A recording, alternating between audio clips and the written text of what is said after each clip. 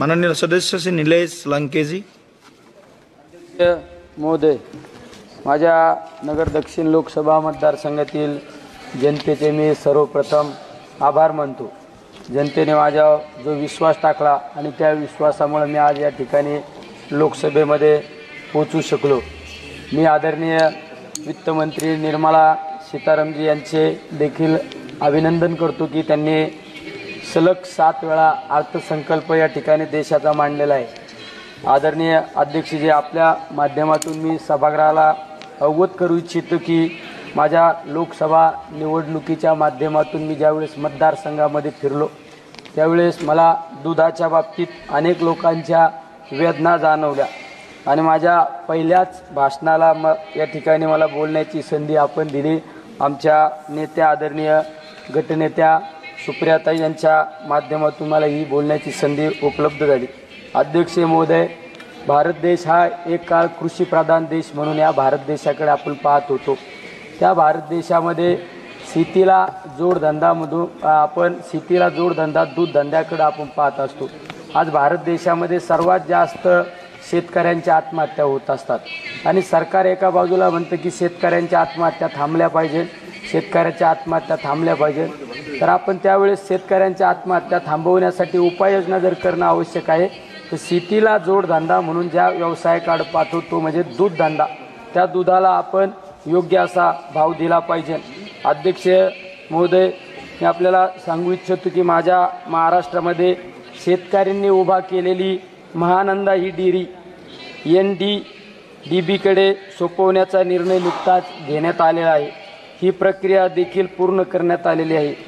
दूध व्यवसाय क्षेत्रातील सर्वात मोठी आणि शेतकऱ्यांच्या हक्काची अशी ही संस्था केवळ राजकीय इच्छाशक्तीचा अभाव राज्याच्या बाहेर गेली ही अतिशय दुर्दैवी आणि सरकारच्या दुग्ध विकासाकडे पाहण्याचा दृष्टिकोन कसा आहे हे या ठिकाणी लक्षात येत आहे। हक्काची डेअरी राज्य सरकारच्या नाकर्तेपणामुळे राज्याबाहेर गेली, त्यामुळे आमच्या शेतकऱ्यांना मोठ्या मेहनतीने उभे केलेली ही दुग्ध व्यवसाय आज पोरका झालेला आहे। अध्यक्ष महोदय, अर्थसंकल्पामध्ये दुग्ध व्यवसायाला सहाय्य करण्यासाठी काही उपाययोजना करणं गरजेचं आहे। यासाठी आवश्यक पायाभूत सुविधासाठी वाढीव निधी, अनुदान तसेच मदत मिळेल अशी योजनांचा समावेश करणे गरजेचं आहे।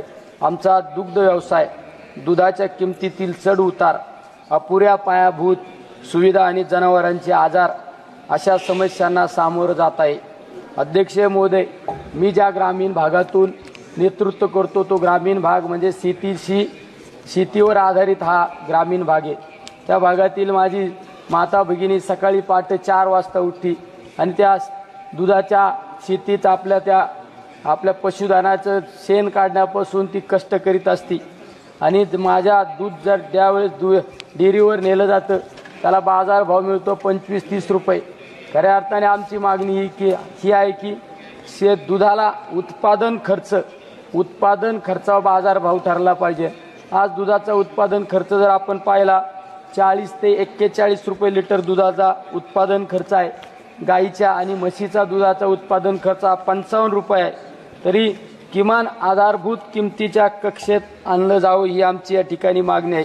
अध्यक्ष महोदय, दुधाला MSP मिळावी ही आमची आग्रही मागणी आहे, कारण सध्या महाराष्ट्रात दुधाला 32 ते 35 रुपये दरम्यान भाव मिळतो। त्यामध्ये 5 रुपये अनुदान म्हणजे 30 रुपये भाव आणि 5 रुपये अनुदान, ते सुद्धा अनुदान योग्य वेळी मिळत नाही, कारण हा भाव शेतकऱ्यांना न परवडणारा भाव आहे।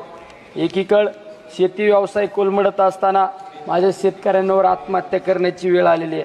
त्यामुळे आमची एकच मागणी, केंद्र सरकारने दूध MSP किमान आधारभूत किंमत अंतर्गत कायदा आणून कृषी मूल्य आयोगासारख्या एखाद्या सुनिश्चित यंत्रणेच्या माध्यमातून त्यासाठी योग्य दर निर्धारित करणे अत्यंत आवश्यक आहे। दूध उत्पादन शेतकऱ्यांच्या आर्थिक लूट रोखण्यासाठी ही अतिशय महत्त्वाची उपयोगी पडू शकेल। पशुखाद्याच्या किमतीत सुद्धा अध्यक्ष महोदय, आपण पशुखाद्याच्या किमती यावर निर्बंध घालणं गरजेचं आहे। कारण एका बाजूला आपण पाहिलं जातं की दुधाचा भाव मार्केटमध्ये गेल्यानंतर त्याचा पगार आणि पशुखाद्याचे रेट वारंवार दिवसेंदिवस वाढत चाललेले. 4-5 वर्षापूर्वीचा कालखंड पाहिला तर डबल रेट त्या ठिकाणी वाढलेला आहे आणि पशुखाद्याची गुणवत्ता सुद्धा तपासणं आवश्यक आहे. त्यामुळं गुणवत्ता नसल्यामुळं दुधाची घट त्या ठिकाणी होत चाललेली आहे. अशा सर्व गोष्टींचा आपण या ठिकाणी लक्ष देणं गरजेचं आहे. गुणवत्तेबाबत अनेक तक्रारी पशुखाद्याच्या येत आहे. अध्यक्ष महोदय, सरकारने देशातील प्रत्येक तालुक्यामध्ये दूध प्रक्रिया केंद्र उभे केले पाहिजे अशी आमची आग्रही भूमिका आहे. मी ज्या मतदारसंघामध्ये प्रतिनिधित्व करतो असा आमचा हा नगर जिल्हा महाराष्ट्रातील सर्वात मोठा दूध उत्पादन करणारा जिल्हा आहे, जो राज्याच्या दुग्ध उद्योगामध्ये महत्त्वपूर्ण योगदान देतो. केंद्र सरकारने, अध्यक्ष महोदय बोलू द्या, पहिल्यांदाच उभा राहिलोय. केंद्र सरकारने प्रायोगिक तत्वावर नगर जिल्ह्याच्या प्रत्येक तालुक्यात दूध प्रक्रिया केंद्र सुरू करावी. यामुळे तालुका स्तरावर विविध उत्पादने तयार करून स्थिर आणि सातत्यपूर्ण बाजार मिळण्यासाठी मदत होईल, ज्यामुळे शेतकऱ्यांना विश्वासार्ह उत्पन्न मिळू शकेल. हा प्रयोग 100% यशस्वी होईल. मला विश्वास आहे यानंतर आपण देशभरात त्या संदर्भातील यंत्रणा मागणीनुसार उभा करू शकाल. प्रक्रिया यंत्र उपलब्ध असल्यास कच्च्या दुधाचे चीज, लोणी, तूप आणि दूध पावडर अशा विविध दुग्धजन्य उत्पादनाचे रूपांतर केले जाते. यामुळे दुधाचा सेल्फ लाईफ वाढेल. त्याचबरोबरीने मूल्यवर्धन होऊन शेतकऱ्यांना आर्थिक लाभ देखील होऊ शकेल. अध्यक्ष महोदय, दूध हा नाशवंत पदार्थ असल्यामुळे तसेच प्रत्येक शेतकऱ्याला शीतकरण केंद्र उभं करणे मागणे आहे किंवा या दुधाचा खराब होण्याचे प्रमाण वाढत आहे. यासाठी आपण दूध साठवणूक केंद्रांना बल्क मिल्क कूलरसाठी अनुदान दिल्यास दुधाची नासाडी होण्याची थांबेल. सर्वात महत्त्वाचे अध्यक्ष महोदय, जे आपण एक मोठे दूध उत्पादक राष्ट्र आहोत, ही मोठी सन्मानाची बाब आहे.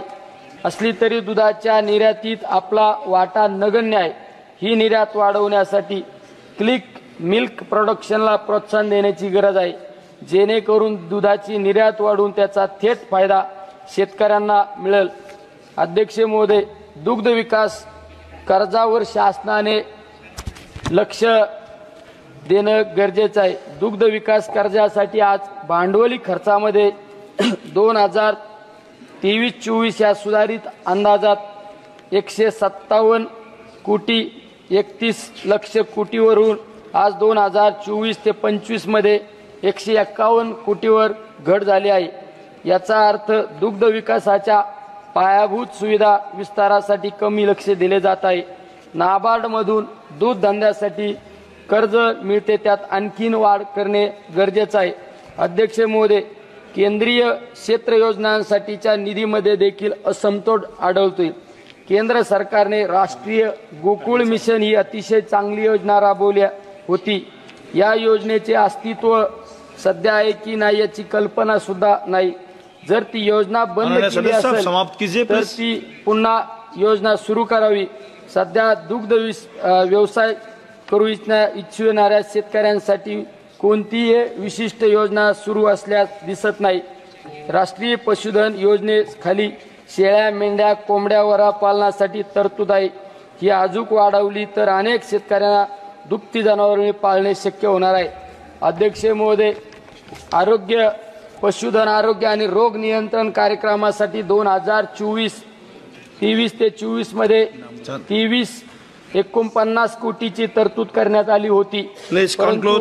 वर्षाच्या 1 मिनिट बोलून द्या साहेब, आम्ही पण नवीन आलोय. परंतु वर्षाच्या सुधारित अंदाजानुसार यापैकी फक्त 1500 कोटी खर्च झाले आहे. येथे एक अतिशय महत्त्वाची बाब शासनाच्या नजरेस आणून द्यायची आहे. नॅशनल कमिशन ऑन ॲग्रिकल्चर 1996च्या निकषानुसार दर 5000 जनावरांच्या मागे एक व्हेटरनरी दवाखाना किंवा पशुचिकित्सक असणे गरजेचे आहे. परंतु या निकषाचे पालन होताना दिसत नाही. सध्या सुमारे 1,07,000 पशुचिकित्सकांची गरज असताना केवळ 65,000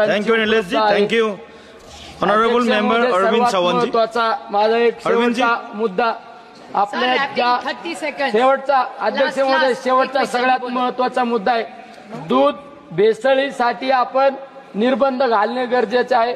त्यामध्ये कठोर कारवाई करणे गरजेचं आहे. छोट्या छोट्या मुलांना आज कॅन्सर सारखा आजार होत आहे, त्यावर कायदा करणं गरजेचं आहे हेच या ठिकाणी सांगतो. आणि जास्तीत जास्त गोशाळा होणं आवश्यक आहे. त्यामुळं देशी Thank you. गोवंश पालन करण्यासाठी शेतकऱ्यांना Thank you. मासिक अनुदान देणे गरजेचं आहे. Thank you. आपण मला बोलण्याची माननीय संधी दिली त्याबद्दल अरविंद सावंत. धन्यवाद.